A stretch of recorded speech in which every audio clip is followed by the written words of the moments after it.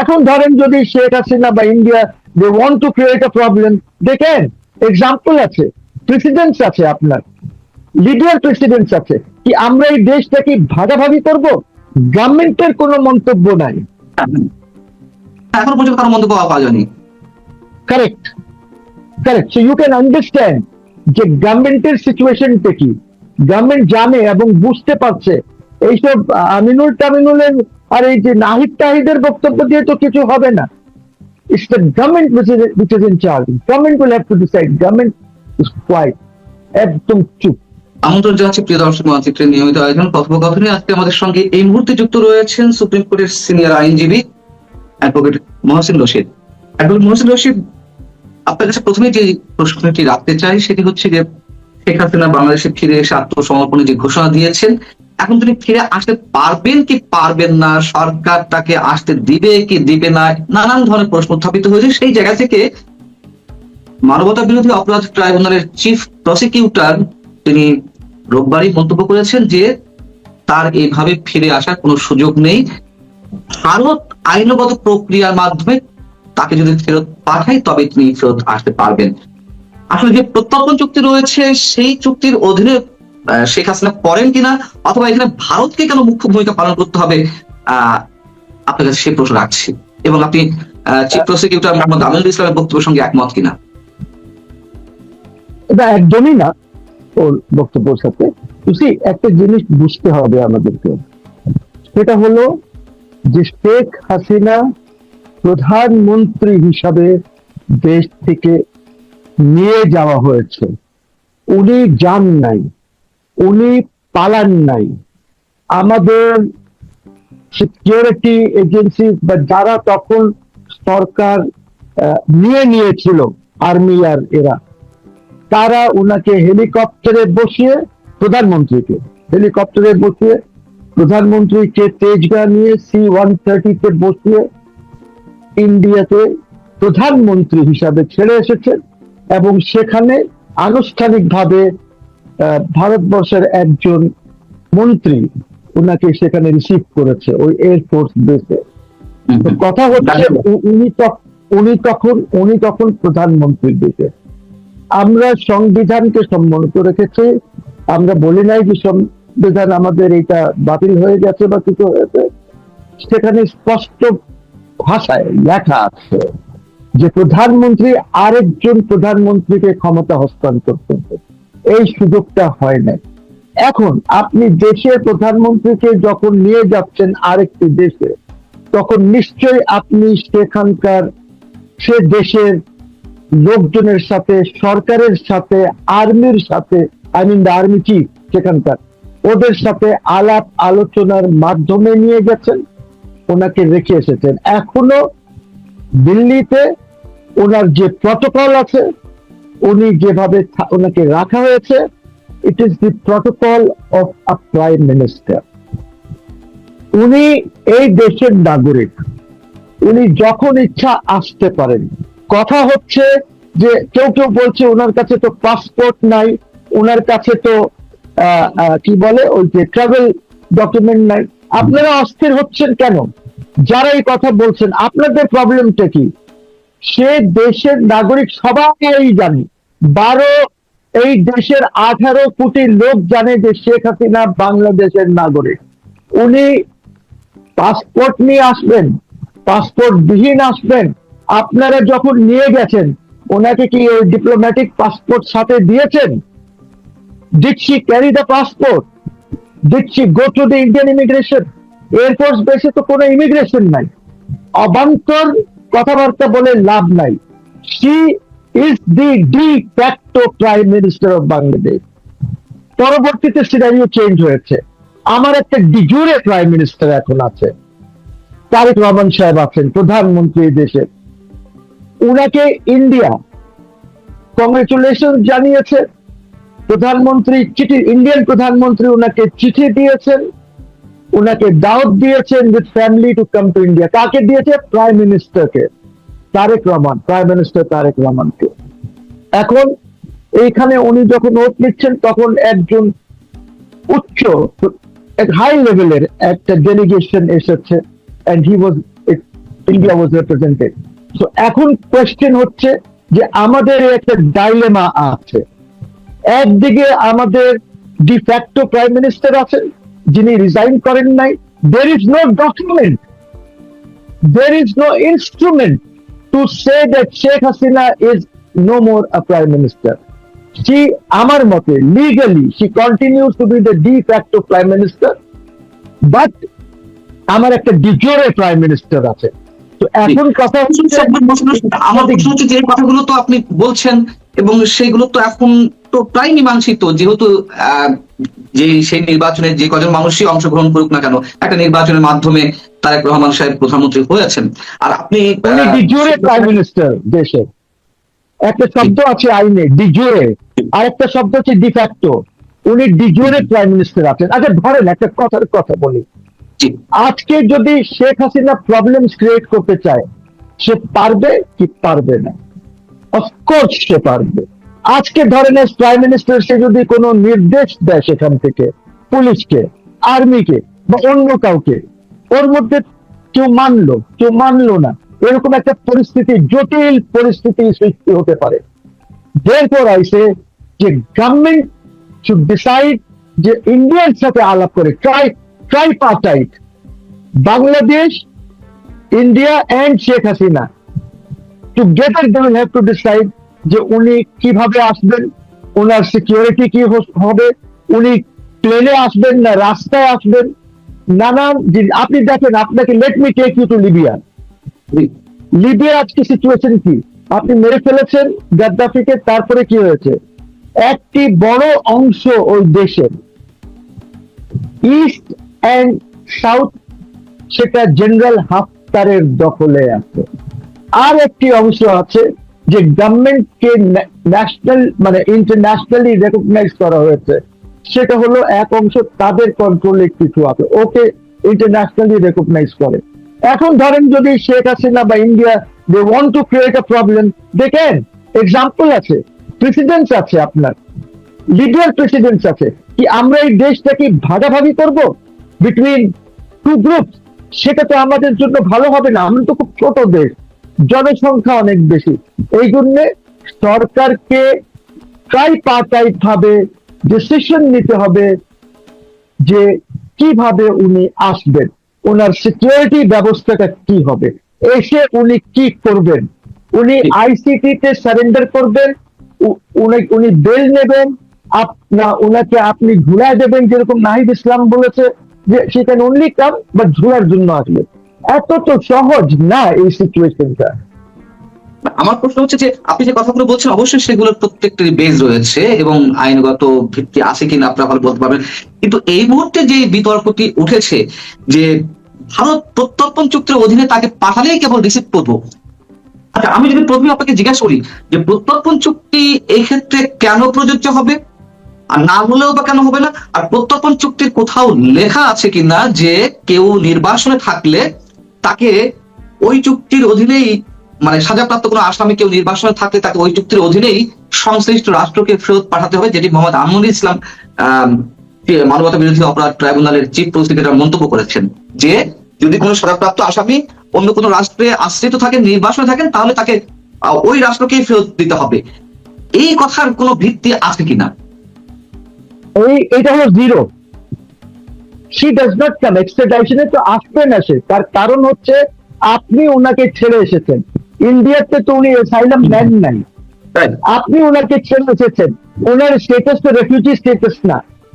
আপনি আপনার দেশে যা ইচ্ছা তাই করেন, আপনার এই বাউন্ডারির মধ্যে আপনি আইসিটি করেন, এনসিটি করেন, এলসিটি করেন, যা ইচ্ছা তাই করেন, যেভাবে ইচ্ছা আপনি সাজা দেন। আমরা তো সবাই দেখেছি আইসিটির অবস্থা, আজকে না আগা গোড়াই আমরা দেখছি যে আইসিটি কোনো দিন কোন ট্রাইব্যুনাল প্রস্টিটিউটই করা হয়নি। শেখ হাসিনা প্রথমবারের মতন করেছেন, ওটা অন্যায় করেছেন, 24 অ্যামেন্ডমেন্ট করে আবার আইসিটি কে কাজল সাহেবকে সেখানে কাজল যেভাবে কাজ করেছে আইসিটিতে, সে একটি রিভেঞ্জ ভিনজেন্স নিয়ে কাজ করেছে। At least Anisul is not doing that. Anisul যে কথাটা বলেছে, আমিনুল ইসলাম যে কথাটা বলেছে, he does not know, because এখানে এক্সপ্লেনেশনের তো কিছু নাই। there is nothing to extradite. আমার আরেকটা প্রশ্ন রয়েছে, মানে এখন এই বিষয়টি নিয়ে এত জটিলতার সৃষ্টি কেন করা হচ্ছে? আমাদের তো প্রয়োজন আসামির। শেখ হাসিনার সাজাপ্রাপ্ত আসামি আমরা যদি ধরেও নিই যে তিনি প্রকৃত অপরাধী, তার বিচারটা নিশ্চিত করা খুব প্রয়োজন, তিনি যেভাবে আসুন না কেন। এখন তিনি যখন নিজে আসতে চাচ্ছেন, সেখানে একটা কূটনৈতিক জটিলতার সৃষ্টি করা হচ্ছে, আর একটা রাষ্ট্রকে এর মধ্যে জড়ানো হচ্ছে, ভারতকে জড়ানো হচ্ছে। তার মানে কি আসলে গভর্নমেন্ট বা এই যে গণ আন্দোলনের যারা অংশীদার, তাদের আসলে ইচ্ছাটা কি, ডিজায়ারটা কি? এগুলো নিয়ে শুধু রাজনীতি করা নাকি আসলে তাকে শাস্তি নিশ্চিত করা? ওদের কোনো ডিজায়ার নাই, ওরা ভয়ে আছে। ভয়টা হলো যে শেখ হাসিনা আসলে কি ধরনের পরিবেশ সৃষ্টি হবে বাংলাদেশে। এত তো সোজা না। উনি কি শেখ হাসিনা দেখেন, আমি বেশি বললে আবার মনে হয় যে I am defending her. No, I am not defending her. কিন্তু প্রশ্ন যেটা হচ্ছে যে আপনার এত ভয় কেন? উনি কালকে যদি বর্ডার দিয়ে হেঁটে আসেন, আপনি অ্যারেস্ট করেন, আপনি তো অ্যারেস্ট করতে পারেন। একটা লোক কি বলতে পারবে that she is not a Bangladeshi? একটা লোক পাবেন 18 কোটি 20 কোটি লোকের মধ্যে যে বলবে যে সে বাংলাদেশি না? সে তো আসতে চাচ্ছে, সে তো পলাতক না, পলাতক থাকতে চাচ্ছে না। ওকে আপনি ওকে বিচার করেছেন পলাতক হিসেবে। সি ইজ নট পলাতক। আপনি ওনাকে কেন রেখে এসেছেন সেখানে? সরকার রেখে এসেছে। যিনি তখন কর্তা জেনারেল ওয়াকারুজ্জামান, যিনি শেখ হাসিনা যাওয়ার আগেই উনি মিটিং এ বসেছেন জামাত, বিএনপি বা আসিফ নজরুলদেরকে নিয়ে। তো ওনারাই তো রেখে এসেছেন, তো ওনারা বলবেন যে কিভাবে আনবেন। আর আপনি তো সব কান্ট্রিকে নিজেই ঢুকিয়েছেন এটার মধ্যে। You have involve. আপনি যদি তখন শেখ হাসিনাকে সরিয়ে দিলেন, আপনি যদি ওনাকে এখানে একটা সেফ হাউসে বা প্রোটেকশন দিয়ে যদি আপনি রাখতেন, তাহলে তো আর এই থার্ড কান্ট্রিটা আসতো না। এইটার জোগাড় তো আপনি করেছেন। ওনাকে ডিফ্যাক্টো প্রাইম মিনিস্টার আপনারা বানিয়েছেন। তো এখন এই দায়িত্ব তো নিতে হবে। যা করবেন আপনারা করবেন, আলাপ তো করতেই হবে। উইদাউট আলাপ আপনি কিচ্ছু করতে পারবেন না। আপনি কিচ্ছু করতে পারবেন না। ট্রাই টু মেক আলাপ। তো এটা এত সোজা না, এত সহজ, এত মানে ইজি না। আপনাকে এই জিনিসগুলি সব কনসিডার করতে হবে, নাহলে দেশ উইল বি ডিভাইডেড। আমি আপনাকে লিবিয়ার হাফতারের এক্সাম্পল দিয়েছি। জি, সেটি তো হলে তো মানে আমাদের সবার জন্য সেটি অবশ্যই অনাকাঙ্ক্ষিত, শুধু অনাকাঙ্ক্ষিত নয়, আমরা এটা কল্পনাও করতে পারি না।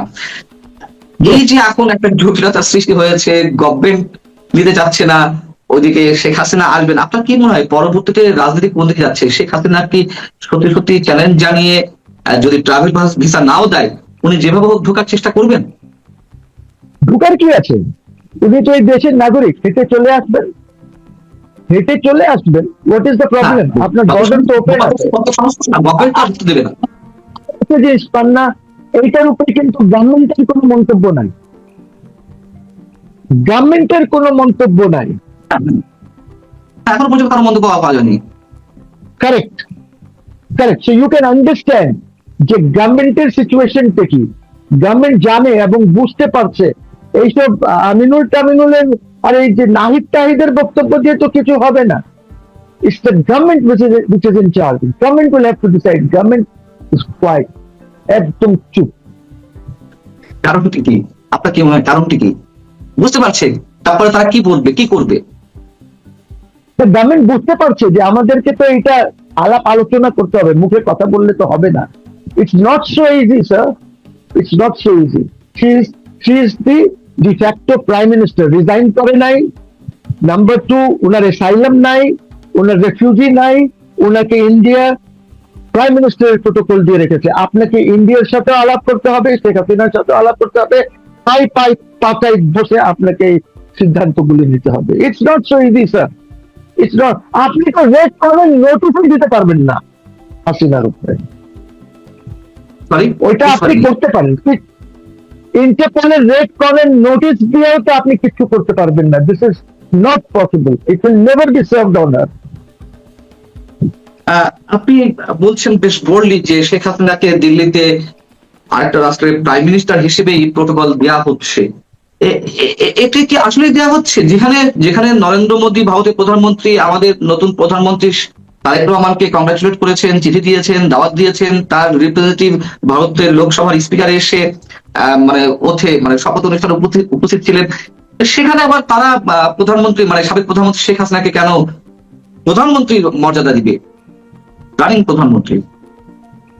আপনি জানেন যে শেখ হাসিনা যখন গেল ওই এয়ারফোর্স বেসে নামলেন, ওর পর ইন্ডিয়া একটি অল পার্টি মিটিং করেছে। হ্যাঁ, প্রাইম মিনিস্টার মোদির নেতৃত্বে অল পার্টি মিটিং, সবাই মিলে একটি সিদ্ধান্ত নিয়েছে। ইট ইজ নট মোদির সিদ্ধান্ত অ্যালোন যে কিভাবে থাকবেন, কোথায় থাকবেন, ওনাকে কি প্রোটোকল দেওয়া হবে, কোন লেভেলে ওনাকে রাখা হবে, এইসব it's the entire Indian state which has worked on this. এত সোজা তো না এটা যে আপনি মুখে বললেন আর হয়ে যাবে। না আমি আমরা এটা বুঝতে হবে। যে তিনি ডিফ্যাক্টো প্রধানমন্ত্রী আইনগত জায়গা থেকে বা আমাদের যে সাংবিধানিক যে বিষয়গুলো রয়েছে অ্যাজ এ লয়ার আপনি আপনার জায়গা থেকে বলছেন, কিন্তু দিল্লিতে কি আসলেই কোনো প্রধানমন্ত্রী হিসেবে তাকে প্রোটোকল দেওয়া হচ্ছে? আর যদি দেয়ও তাহলে কেন ভারত সেটি করবে? এখন এখানকার একজন প্রধানমন্ত্রীকে তো তারা স্বীকৃতি দিয়েছেন।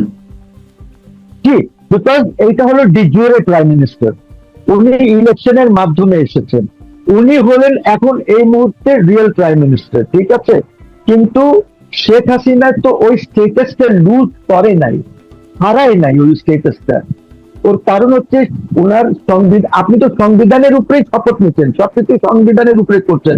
তো সংবিধানে বলা আছে that she will hand over power to another prime minister. এই কারণেই চিফ অ্যাডভাইজারদের সময় বলা হয়েছিল যে এই চিফ অ্যাডভাইজার না, ইউনুস না, ইউনুস বাটপাল না, যারা এর আগে হয়েছেন জজ সাহেবরা, ওদের সময় বলা হয়েছিল দ্যাট হি উইল বি ডিম টু দ্য প্রাইম মিনিস্টার, যেন প্রধানমন্ত্রী উনাকে হ্যান্ড ওভার করতে পারে। আবার ইলেকশনের পরে ওই চিফ অ্যাডভাইজার আবার হ্যান্ড ওভার করে দেবে প্রধানমন্ত্রীকে। শুনছি এই জটিলতাগুলি তো আছে, আপনি এই জটিলতার থেকে বের হয়ে আসতে পারছেন না তো এখনো। এই জন্য ট্রাইপার্টাইট একটা এগ্রিমেন্টের মাধ্যমে Sheikh Hasina will come to this country. তারপরে সারেন্ডার করুক, উনি আদালতে যাক না যাক কি হবে, বাট আপনি ডায়ালগ ছাড়া, ডায়ালগে ইন্ডিয়া থাকবে, বাংলাদেশ থাকবে, শেখ হাসিনা থাকবে।